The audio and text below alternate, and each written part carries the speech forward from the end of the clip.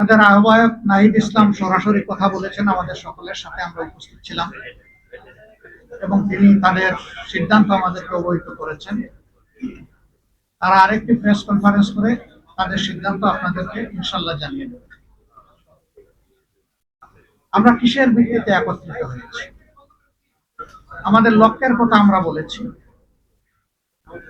এটা আমাদের একটি মজবুত নির্বাচনী সমঝোতা।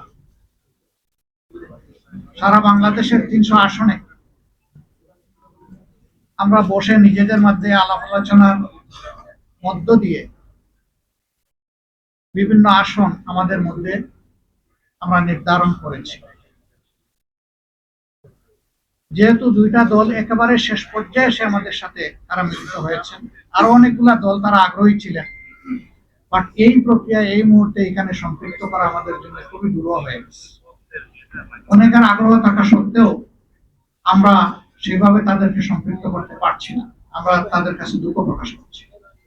কিন্তু জাতীয় জীবনে ইনশাল্লাহ আমরা তাদের সাথে একসাথে কাজ করব এই জাতিকে গড়ার জন্য ইনশাল্লাহ। আমাদের আসন সমঝোতা অলমোস্ট কমপ্লিট।